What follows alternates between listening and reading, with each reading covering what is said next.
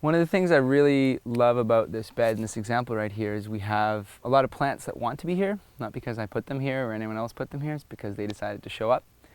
So part of what we try to do as much as we can with permaculture is use our powers of observation and letting the beauty and intelligence of nature, take control in some ways. So we have quite a few plants here that some people consider weeds, some people maybe don't have a relationship with them and assume the negativity of them. So a few of them that we have here, a very common one around this island it's called yellow dock, Rumex crispus, and it's often seen as an invasive species.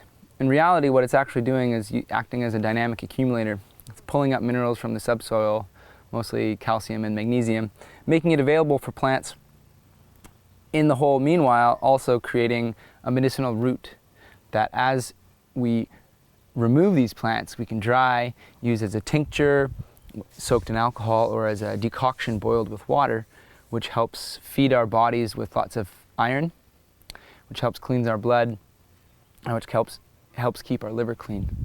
So yes, it's a weed, but it also has many uses. We also have another plant, sheep sorrel, which is the bane of many people's existence because of its very, very crawling roots, but it's actually quite delicious, very tangy. It's got a bit of oxalic acid, which helps stimulate digestion, increase bile flow. It just tastes really good. Another one we have here that likes to show up, it's called New Zealand spinach. Now it's not a weed, it's a cultivated plant, but what the beauty of it is, it decides to show up year after year. It's called a self-seeding annual. So it's not quite in flower yet. We like to trim off these bits as you see here to keep it bushing out. And over time we can eat it, salads, stir fries. It has a very nice, luscious, crispy, succulent leaf texture. And by planting it here now and not harvesting it all and letting some of it go to seed, we'll have some for next year. This is one of my favorite flowers. We have a really good example of the flowers just starting to come out. And over here we have a flower that's already bloomed. So this is a poppy. This is a very common plant around here, around the world actually. And the beauty of it is that it self-seeds on its own accord. It produces a beautiful flower, which insects like. It produces an edible seed pod as well as a medicinal seed pod.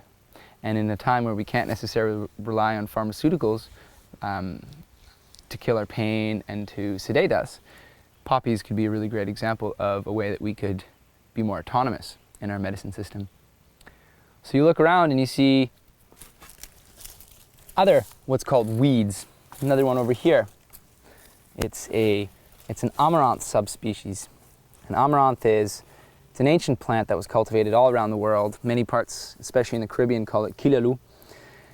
We call it pigweed usually here. And what it is it's an edible green in the Chaetopodium family, which provides a good source of iron, a good source of calcium when it's cooked green. It will produce an edible seed pod as it matures, which has a complete protein, very similar to quinoa, a bit smaller. It's been used for thousands of years by indigenous cultures, and particularly in southern areas of North America, in the Yucatan, in southern Mexico, as well as South America. So it's an edible food that we relegate to the categories of weeds, because at one point we were told that it's a weed and we don't want it. I've left that. I don't think it has a need to be taken out. I feel like I would love to make most use of what's available and what's around us, and looking at what's growing really well. So this is an example of a fairly low maintenance, diverse system where by watching what's happening, we can take control. We've seen here, we transplanted some dill, and for one reason or other, they didn't take.